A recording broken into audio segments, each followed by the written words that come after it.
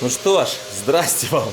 Давненько я ничего не записывал, давненько я ничего не вылаживал, давненько я ничего не строил. Пока не было настроения, пока был в поездках, пока был в разъездах, пока то, пока сё. Короче, все вот так вот до кучи, и не было времени ни на работу, да и желания особого не было. Сейчас мы находимся на объекте. Объект вот такого вот плана, вот такого вот типа. Это домик. Примерно его квадратура, наверное, 6 на 6. Где-то так. И прям в центре, вот там, будем делать каминопечь 3,5 на 3,5 кирпича. Каминопечь будет с плитой для комфорки, которая будет закрываться такой небольшой дверцей. Ну, сделаем так, как делали в печах малютка, чтобы это было якобы и духовка, и плита одним махом. Сейчас задача какова? Первоначальная задача. Это мы выставили все диагонали по самой печи, плюс подбивали размеры от стены, чтобы было прям четко в центре, чтобы она не была по отношению к пространству и к дому как-то перекручена. Данную печь мы будем делать из витебского кирпича с добавлением шоколадного. Шоколадный кирпич, по-моему, Кирово-Чепецкий. По-моему, да. Но могу ошибаться, ладно, это не столь страшно. Поэтому, как вы видите, первый ряд отбит, углы уже зарезаются. Это и будет наш основной портал, скажем так.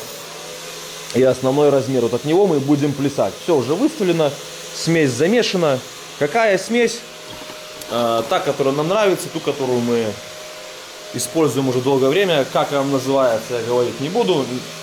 За бесплатно я никому рекламу делать однозначно не собираюсь и не буду. Поэтому первоначальная задача — это выложить первый ряд, чтобы все было четко по диагоналям, чтобы все было четко по размеру. Здесь залита бетонная хорошая плита, хорошее основание, плюс под самой печью сделано еще одно основание бетонное, чтобы печка стояла крепенько. Поэтому мы начинаем, вы завариваете чай, кофе. Кто еще не знает, всем привет, вы на канале Печки-лавочки. Это именно те печки-лавочки, которые занимаются кладкой печей, барбекю, всевозможных конструкций, связанных с огнем, кирпичом и камнем. Так что всем хорошего просмотра, меня зовут Артем, мы поехали, вы вместе с нами, всем мира и добра, давайте вперед!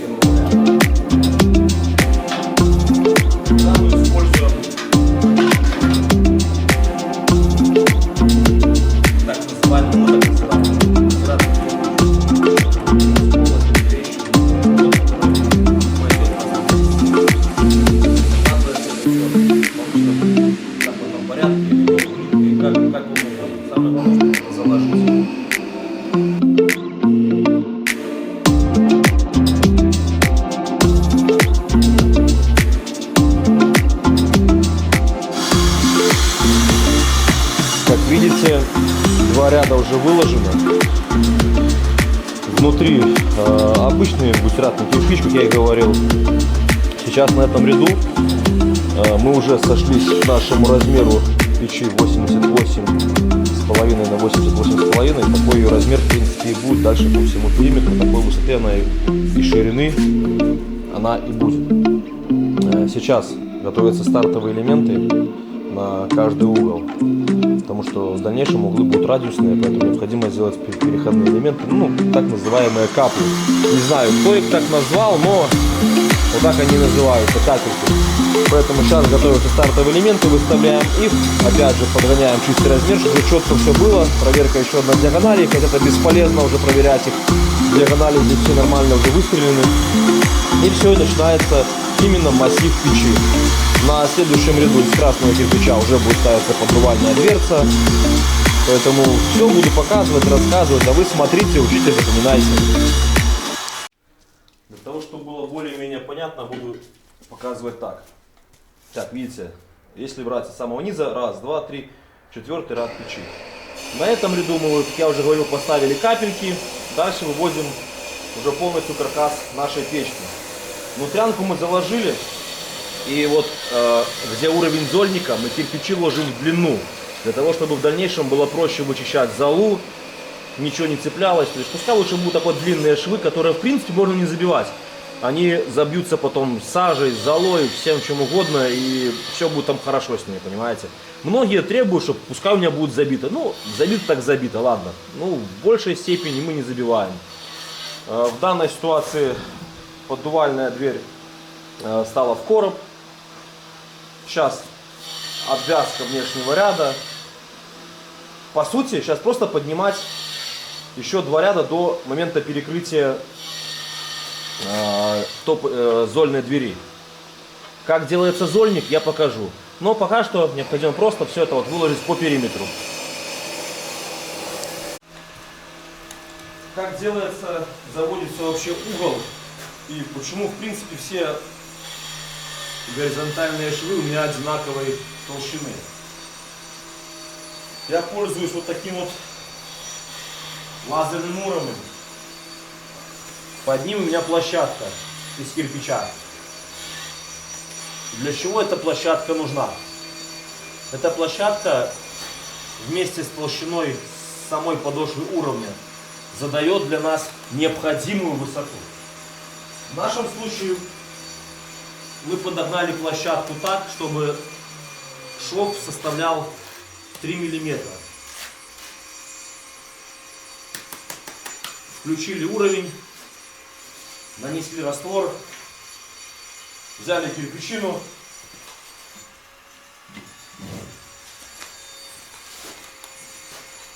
укладываем. Наша задача какова? Продавить кирпич до той поры, пока лазерный луч не появится именно по верхней кромке.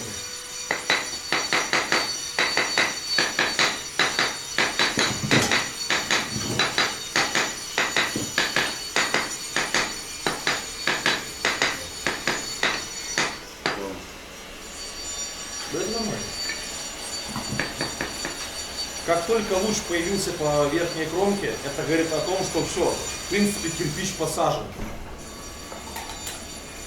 Опять же, за счет того, что как бы мы не хотели или как бы вы не хотели, но кирпич имеет разную толщину. Где-то 6,5, где-то 6,2.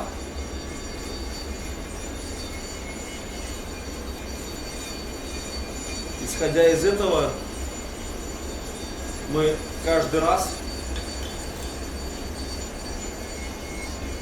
либо каждый новый угол заводим с разных точек, для того, чтобы это не было всегда в одной и той же плоскости. Потому что если здесь 6,3, а там 6,5, то вот здесь горизонтальный шов уже будет толще, чем там.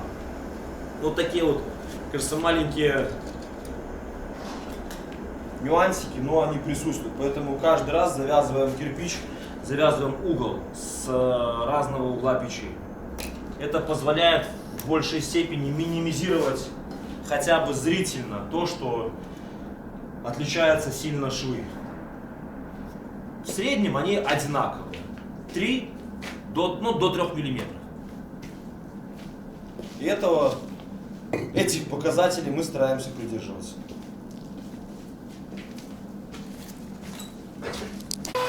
Да что ж ты, бляха.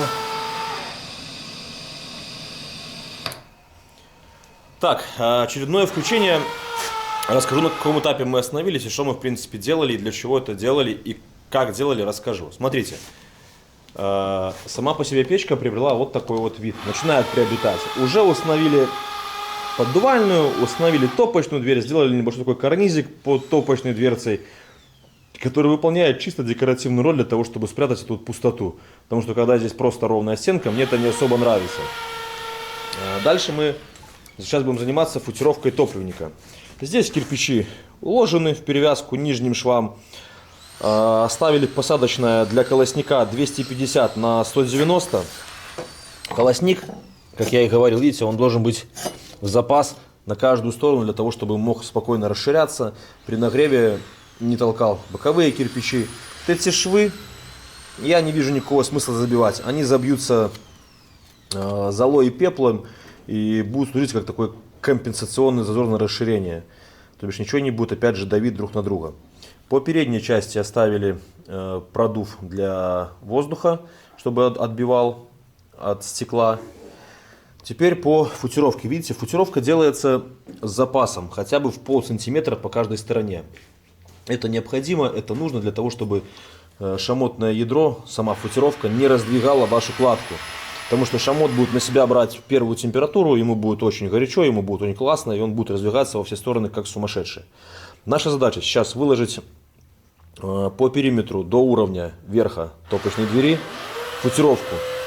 Первый ряд футировки, мы используем Ша-8 кирпич. Первый ряд делается, видите, на глину, для того, чтобы минимизировать все возможные зазоры и выровнять кирпич в хорошую плоскость. Для чего это делается? Потому что сам топливник, он идет с небольшим наклоном вверх к этой стенке. То бишь от дверцы к этой стенке он идет немножко вверх с подъемом. Так делать надо, поэтому мы так и делаем. Поэтому наша задача все это сейчас зафутировать. По лицевой стороне базальт в 2 слоя, чтобы сюда ничего не давило. Там, раньше я использовал картон, я просто показывал вам, что можно поставить картон и сохранится зазор. Сейчас это не делаю, потому что я могу и так ложить довольно чисто, и туда не будет ничего залетать, попадать. Поэтому как только я сделаю футировку, дойдем до уровня уже укладки плиты, потому что здесь будет лежать плита на 2 конфорки. Дальше покажу, когда подойдем к плите. Так, смотрите, такой промежуточный этап того, что происходит. Как видите, с футировкой мы почти закончили. Это будет последний ряд футировки, и сюда будет добор по 2 сантиметра, для того, чтобы выровнять площадку для установки плиты. Плита выше топочной на 8 сантиметров будет, для того, чтобы огонь ударял сейчас сюда, подворачивался вперед. Сейчас сделаем вот такой карниз, двойной выпуск такой. Это будет как карниз, как каминная полка. Спереди она еще раз так вот покажу. Поэтому сейчас заканчиваем карниз и переходим дальше уже к дальнейшей футировке. Для того, чтобы этот вот кирпич сохранить, чтобы он не перегревался, видите, прокладываем базальт по всей длине, чтобы на него не хлестал огонь. Даже через красный кирпич, чтобы не было сильно большого прогрева. Именно поэтому, видите, зазор оставляем и пролаживаем базальтом. Вот такой видон. Опа! Вид изнутри. Установили уже перемычку. Перемычка собрана на шпильке, которая останется на плиту. Здесь у нас плита, пока закрыли ее. Поставили 2 рассечки, то бишь мы этот один канал разделяем на 3. Для того, чтобы эти вот перегородки собирали в себе температуру и потом отдавали ее, скажем так, в окружающее пространство. Эти перегородки, они так называемые аккумуляторы. Именно поэтому называются, они аккумулируют тепло, держат в себе и потом потихоньку отдают наружу. Потому что если оставить один такой большой канал, огонь будет через него хлестать просто как сумасшедший. И стенки будут очень слабо прогреваться. Тем более, видите, эти вот нижние, они сделаны из шамотного кирпича. Шамотный кирпич сделанный под клин. Сейчас, наверное, у кого-то возникнет вопрос, для чего эти отверстия. Не обращайте внимания. Это когда изготавливали перекрытие. Вот это. Это так называемый брак. То, что не подходило, то, что лопалось, отщелкивалось. Поэтому его сейчас будем и использовать. Вот так. Так, давайте покажу, что наворотил и почему именно так наворотил. Сама печка получилась прям большая, она сейчас будет закрываться двумя рядами. Но это не самое интересное. Самое интересное это вот здесь. И почему показываю именно вот эти ряды? Потому что нижние ряды, в принципе, в каминопечах такого вида мы делаем одинаковые. 3 подъемных, 3 опускных, все через колпак, через 3 подвертки поднимается вверх по задней стенке и входит в дымоход. Но здесь нам мешает одна стропила, которая в аккурат вот здесь. И вторая, точнее даже не стропила, а брусы. Они нам мешают, и мы не можем пройти дымоходом. Поэтому мы делаем вот такой вот обводной канал. И вот здесь у нас будет выходить дымоход, чтобы он попал в аккурат между вот этими балками. Для дымохода, чтобы можно было прочистить сам дымоход и этот канал, поставлена еще одна прочистная. Вот у нас здесь есть. А внутреннюю часть ту вы можете посмотреть в других роликах именно про такие каминопечи. Либо покажу где-нибудь еще именно внутреннюю схему. Да и так должно быть понятно, господи. Поэтому наша задача сейчас все вот это вот пространство опять перекрыть. Сейчас выставляем карнизные кирпичи, перекрываем все это пространство в 2 ряда. Обязательно в 2 ряда перекрывается. И выход на дымоход. Поэтому здесь больше именно по конструктиву этой печи показывать и рассказывать нечего. Уже следующее включение будет, когда она будет полностью вымыта. Когда будем ее разжигать, вот тогда уже я покажу вам ее полностью еще раз, уже в красивом виде, хорошем. А сейчас пока, да, такая страшненькая, черненькая, замазанная. Ну, всяк бывает на войне, кого лясни, кого и нет. То же самое у нас. Пошла жатва? Да, пошла. Итак, всем здрасте. Печки-лавочки закончили очередной объект. Это каминопечь. Каминопечь с плитой на 2 конфорки. Сейчас по кругу покажем, заодно буду рассказывать, что в ней есть. Давай, начинаем. Вот так. Многие спрашивали, как сюда вообще воткнуть, возможно, конфорку, а еще 2. Да, она вставляется, но подрезается с каждой стороны по 2 сантиметра, для того, чтобы четко туда войти. Само помещение для плиты не видно, видно. Короче, она там, света здесь нету. Сейчас покажем с светом, потому что уже поздно сдаем на скоряках. Вот такая вот. Там же есть и прочистная для вытяжки пара, которую мы обычно ставим. Здесь собрано на шпильке. Поэтому обрезается плита с каждой стороны по 2 сантиметра и все. И хорошо вставляется. Здесь сделано как духовочка, поэтому можно закрыть и что-то там тушить. Кидай свет, пошли дальше. В печи есть 2 прочистки для 2 каналов, для 2 колпаков. Первый колпак, оборот, второй колпак. Но вторую прочистную мы поставили еще для того, чтобы, поскольку я уже объяснял в комментариях и в стриме, нам необходимо было сместить дымоход так, чтобы мы прошли четко между стропил, между брусьев. Поэтому в стандартном варианте ставить по левой, правой, задней либо передней стороне дымоход не получилось. Именно поэтому мы сделали обводной канал вокруг всей печи. Тем самым, в принципе, мы сделали с одной стороны еще и лучше, поскольку вся верхняя часть будет забирать на себя еще температуру. То бишь, чем больше в печи кирпича, чем больше кирпича прогревается, тем дольше она потом будет остывать. Ну и прямой дымоход. Задвижку мы здесь установили именно на 2-м этаже. Ее отсюда не будет видно, но она на 2-м этаже. Для того, чтобы температура в дымоходе также сохранялась и отдавалась в комнате. Сейчас наша задача растопить данную гаргару. Как в идеале растапливать? Я уже говорил, что бывают сырые дрова, бывает сырая погода. Все возможные сырые факторы. И первая влага в любом случае хочет осесть на стекле. Как от этого избавиться?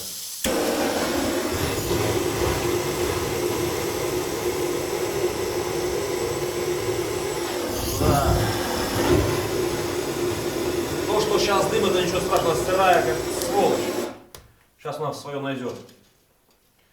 Для того, чтобы первый дым не оседал на стекле, делаем просто вот так. Даем вот здесь вот засос воздуха. для того, чтобы отбивало от стекла. Потому что если закрыть, сразу же сырость будет садиться на стекло. А это сырость, потом это сажа, потом это стекло нужно мыть. Поэтому в идеале при растопке вот так открыли и вот так просто оставили, чтобы воздух засосался отсюда. То есть оно уже будет отбивать, и уже будет попроще, получше и полегче. Дадим ей хорошую целую тягу, чтобы она разгорелась, потому что времени катастрофически мало.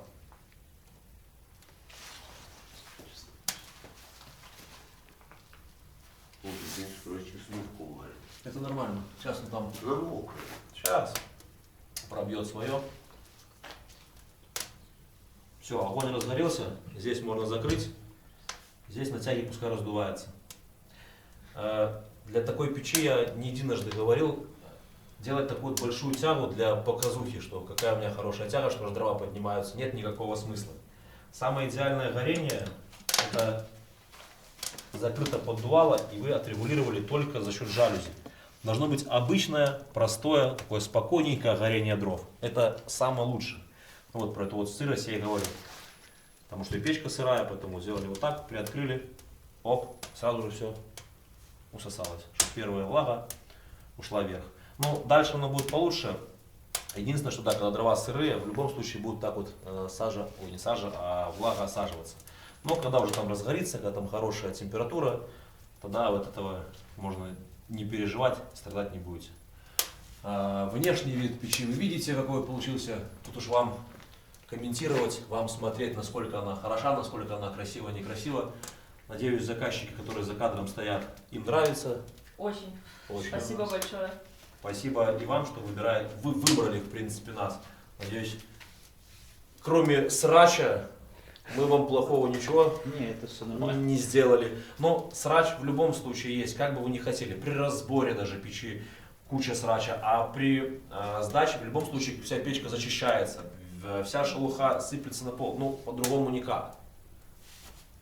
Так что все, печка наша горит. Огонь плавненько в плиту бьет как положено. Напрямую, причем бьет в плиту, от плиты отворачивается вверх, проходит по двум каналам, поднимается в дымоход. Я вас поздравляю официально с вашей печью. Если вас снимать нельзя, значит нельзя. Принимайте, радуйтесь, смотрите, грейтесь. На данной хорошей ноте всем еще раз огромное спасибо. С вами Печки-лавочки, Осипович, Беларусь, Артем, бригада. Они не любят, что называю их имена, поэтому вам всем огромное спасибо, ребята. Всем мира и добра, до новых встреч. Встретимся в комментариях и на новой печке.